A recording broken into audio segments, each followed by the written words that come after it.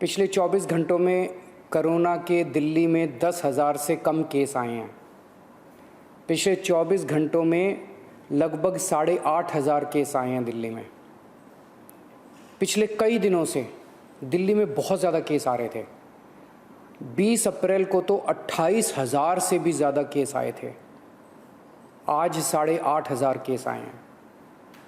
कई दिनों में पहली बार 10,000 के नीचे केस आए हैं। दिल्ली में संक्रमण दर भी काफ़ी कम हो गई है। पिछले 24 घंटों में संक्रमण दर केवल 12% रह गई है। संक्रमण दर का मतलब अगर हम 100 लोगों का टेस्ट करते हैं तो उसमें कितने लोगों को कोरोना मिलता है। ज़्यादा संक्रमण दर का मतलब होता है कि कोरोना बहुत ज़्यादा फैला हुआ है। आज ये संक्रमण दर केवल 12% आई है। 22 अप्रैल को ये 36% तक पहुंच गई थी दिल्ली में संक्रमण दर। इसका मतलब दिल्ली में अब काफ़ी कम लोग बीमार पड़ रहे हैं। अस्पतालों में भर्ती लोगों की संख्या भी अब काफ़ी कम हो गई है। पिछले 10 दिनों में दिल्ली के अस्पतालों में कोरोना के 3,000 से ज़्यादा मरीज कम हो गए हैं, यहाँ कि 3,000 बेड खाली हो गए हैं। और अब अस्पतालों में बेड मिलने में परेशानी नहीं हो रही है। हालांकि एक बात देखने में आई है कि आईसीयू के बेड अभी भी भरे हुए हैं। इसका मतलब सीरियस मरीजों की संख्या अभी ज़्यादा कम नहीं हुई है। अभी भी दिल्ली के अस्पतालों में आईसीयू बेड लगभग सारे भरे हुए हैं। इस दिशा में भी आपकी सरकार काम कर रही है। लगभग 1200 नए आईसीयू बेड बन के तैयार हो गए हैं और आज या कल में ये चालू होने वाले हैं। इससे अपने दिल्ली वासियों को काफ़ी राहत मिलेगी। दिल्ली में जो केस कम हो रहे हैं इसमें हर दिल्ली वासी का बहुत ज़्यादा सहयोग रहा है। हमने दिल्ली में बहुत कड़ा लॉकडाउन लगाया, लेकिन दिल्ली वासियों ने उसमें पूरा सहयोग किया। सबने पूरी तरह से लॉकडाउन का पालन किया। आज सब लोग बात कर रहे हैं कि दिल्ली वासियों ने इतने कम समय में कोरोना के केस कम कैसे कर लिए। ये केवल और केवल दिल्ली वासियों के अनुशासित आचरण की वजह से हुआ है। लेकिन लड़ाई अभी जीती नहीं गई है। लड़ाई अभी बाकी है। अभी भी 8,500 केस आए हैं। इनको 0 तक ले जाना है। कोरोना को पूरी तरह ख़त्म करना है। और दूसरी बात, हम अगर अब ढीले पड़ गए तो ये केस फिर बढ़ जाएंगे।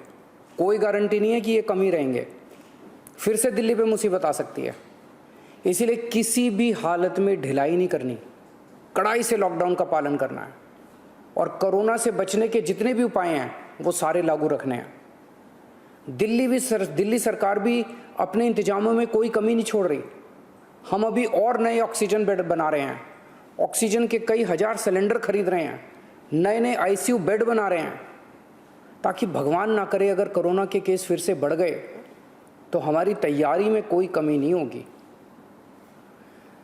पिछले कुछ दिनों में बेहद दुखदाई, बहुत दुखदाई दिन बीते। पिछले सभी कोशिशों के बावजूद हम अपने कई दिल्ली वासियों को बचा नहीं पाए। कई परिवारों में तो एक से ज़्यादा मौत हुई हैं। मैं भगवान से प्रार्थना करता हूँ कि इन सभी आत्माओं को शांति प्रदान करे। मैं ऐसे कई बच्चों को जानता हूँ जिनके दोनों माता पिता चल बसे। अब उनका इस दुनिया में कोई नहीं है। मैं ऐसे सभी बच्चों को कहना चाहता हूँ कि उनके दुख को मैं समझता हूँ, पर आप चिंता मत करना बच्चों। आप अपने आप को अनाथ मत समझना। मैं हूं ना। किसी भी बच्चे की पढ़ाई बीच में छूटने नहीं देंगे। हर बच्चे की पढ़ाई जारी रहेगी। हर बच्चे की पढ़ाई और उन बच्चों की परवरिश का खर्चा सरकार उठाएगी। ऐसे कई बुजुर्ग हैं जिनके जवान बच्चे थे, वो कमाते थे तब उनका घर चलता था। अब वो कमाने वाले बच्चे नहीं रहे। ऐसे सभी बुजुर्गों को मैं कहना चाहता हूँ कि आपके बच्चे चले गए। इस बात का मुझे बेहद अफसोस है, लेकिन आप चिंता मत करना। अभी आपका ये बेटा जिंदा है।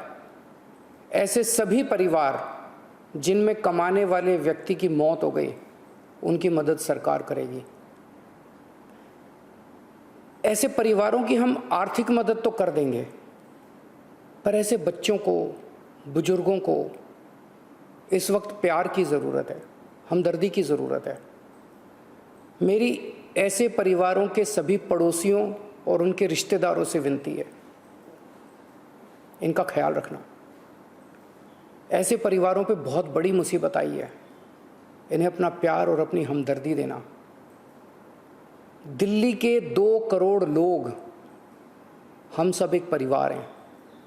इस दुख की घड़ी में हमें एक दूसरे की मदद करनी है। आज ईद का त्यौहार है। ऊपर वाले से आपकी सेहत और आपकी खुशियों की प्रार्थना करता हूँ। नमस्कार।